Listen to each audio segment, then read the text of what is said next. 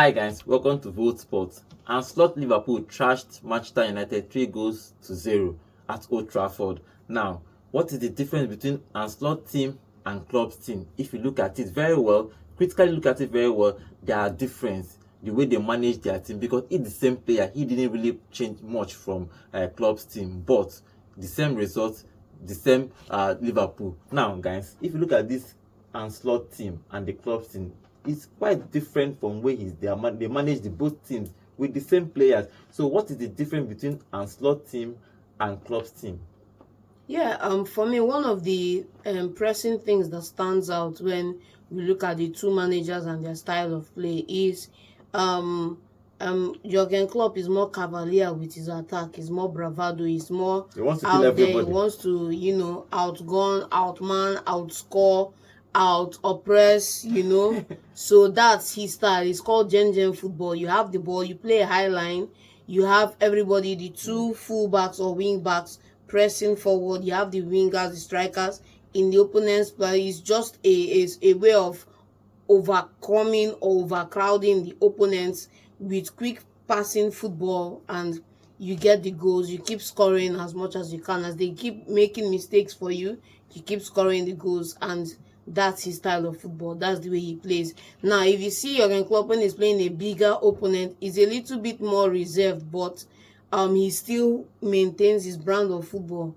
irrespective of whoever is playing. We only saw him make a change to that when they lost Salah at the Champions League final against Real Madrid. They had to now play a little bit more conservative, but he never loves to play that way. Whereas if you look at Anslot is, the same style of football. He hasn't changed it. He just maintained the same style, but is a little bit more composed, at the back. They are a little bit more comported. When they attack, they get the goal. They come back and they don't need to press more to score more goals. You get him the win, 2 goals, 3 goals.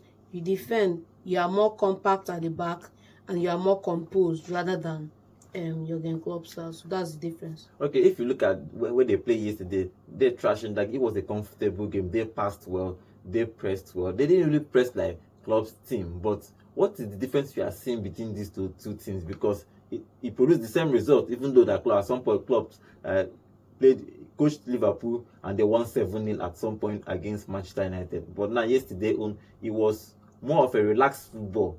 So what do you say about this whole club? Man United losing is giving John, and perhaps I won't say it's giving John this feel like, oh, but it's not deserved. We beat Manchester United in our own right, so there's nothing extra it's giving us. So it's just payback time, consequences. Beat Man United in your own right. Be calm, please. We beat Manchester United in our own right. Be calm, please. So there's nothing to say about that. Look at what I have to say about what's it called now, Arne Slot.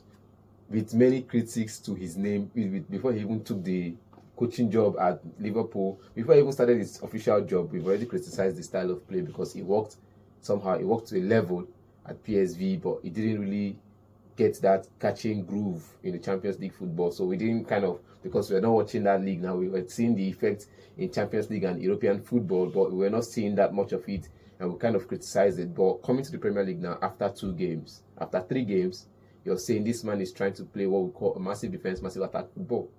It's not about pressing all the 90 minutes. Once you notice when they lost the ball, even Mo Salah had to drop deep. Gravenberch and Dominic Szoboszlai was standing in front of the attack line, which means the defenders, they were defending, the defensive midfielders were ahead of the defenders, trying to cover that line so the ball doesn't get past that position. And they kind of defended well. From the midfield, it was massive players in the midfield. Everybody was just there. The attackers were there. The defensive midfielders were there, conserving the ball so you don't have much forward plays.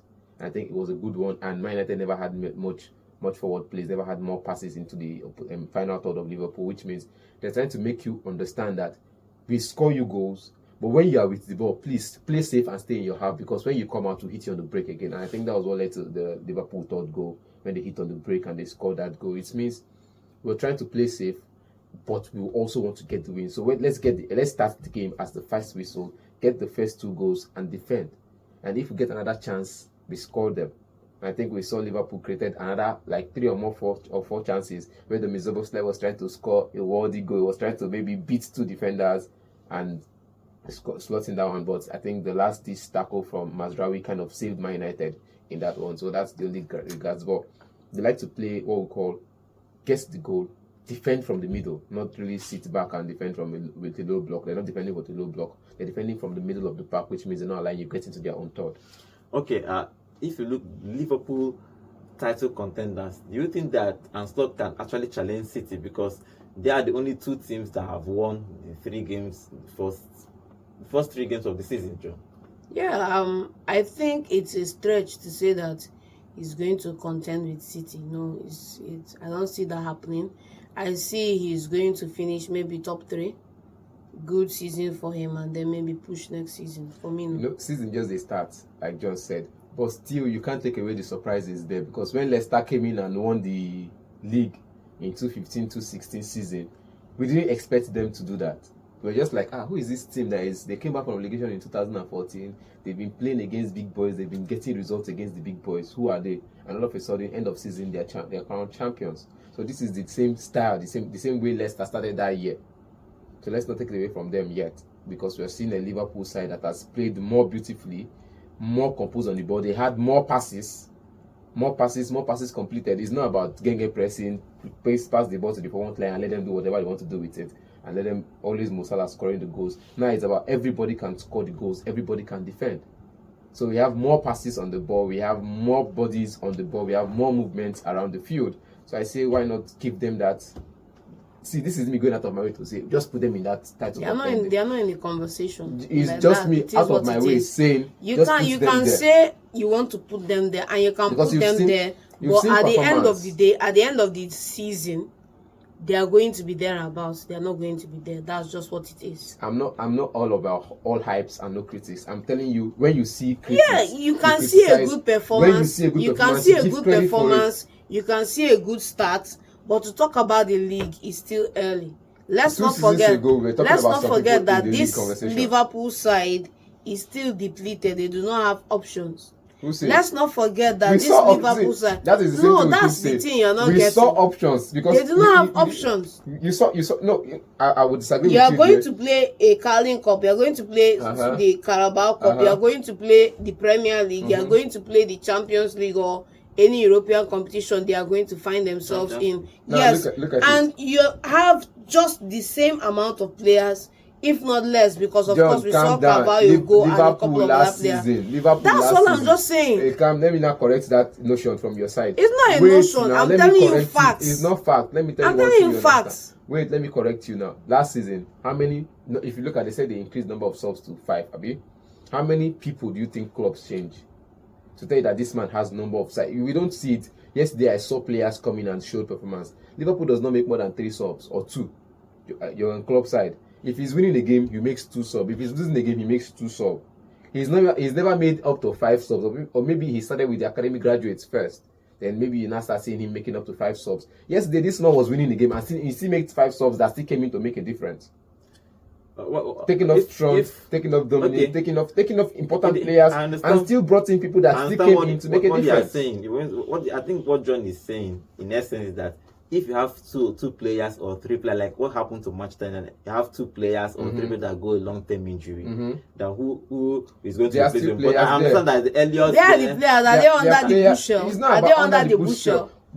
See, this is the same. Let's look at it categorically for what it is. The only outgoings that could have started in this Liverpool side, could have been starting in this Liverpool side. The only outgoings from this side that left was Fabio Carvalho. And apart from him, they had other players that could show up and seal their position. How many? Name them. I'm not going to start giving you lists of players. Yeah, because they don't have the players in the first place. Let's call it what it is. You know, there's one thing about being sentimental and being, idealistic when you talk about somebody being in the running for the title. There's nothing wrong with that, but don't come and put it as a setting for the season, because the numbers are there. If you look at the top 3 teams in the Premier League, top 3 teams that finished last season, all of them have more players than Liverpool. And even at that, Manchester United, even with 5 players currently injured or 6 players currently injured, the squad still has more players than Liverpool's first It's not about squad. Chelsea also has more squad. That's what I'm saying. Calm down. I'm talking about depth. Yeah, we are still talking about the same depth. Chelsea had 40 or 35. Yeah, where did they finish in the table? They had more players in the side. So it's not about having numbers, it's about having quality. Arsenal have less. We saw that against Brighton. They have less. That is the side you'll be saying they have less. But Liverpool has enough. Not just numbers. They have quality on the bench, quality on the pitch. So it's just the way it is. Don't take away the credit of these players on the bench. I'm not taking away anybody's credit. I'm just telling you that it's too early to put them in the title race. We see these players last season and the season before, and we've still given them their credit. So they have enough players on the bench and on the pitch to contend because of the way they play. It's yet to be seen. Okay, let's see, because throughout this transfer window, Liverpool's fans were probably complaining that they need to buy players. They later got in one more player. But Slot is more composed. He likes more control in the football field. Okay, let's see how that plays out. Let's see how Slot is going to be doing to the end of the season. Remember, everybody is trying to challenge Manchester City to take that title away from them. But they have Haaland, the machine that scores goals, and they have Pep. Everybody is trying to prevent Manchester City from winning 5 in a row.